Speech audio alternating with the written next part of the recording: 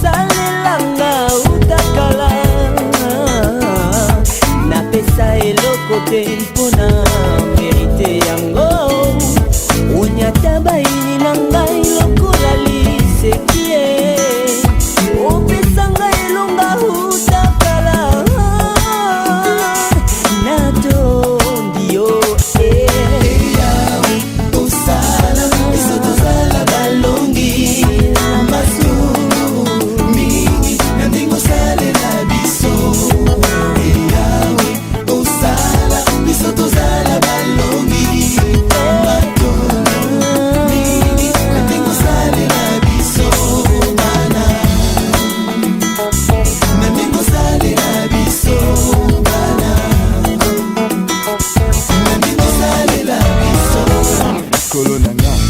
la mokilo yo corrompu ndenge nini na tabola sans apona yo adona car je t'assure papa uta otelema na vie na ngai vision na ngai changea de succès en succès et de victoire en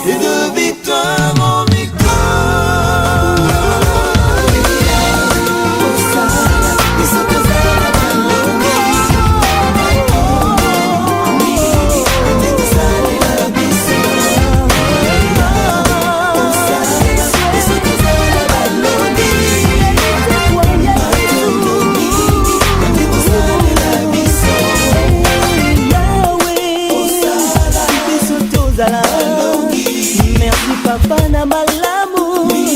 nyonso yo salela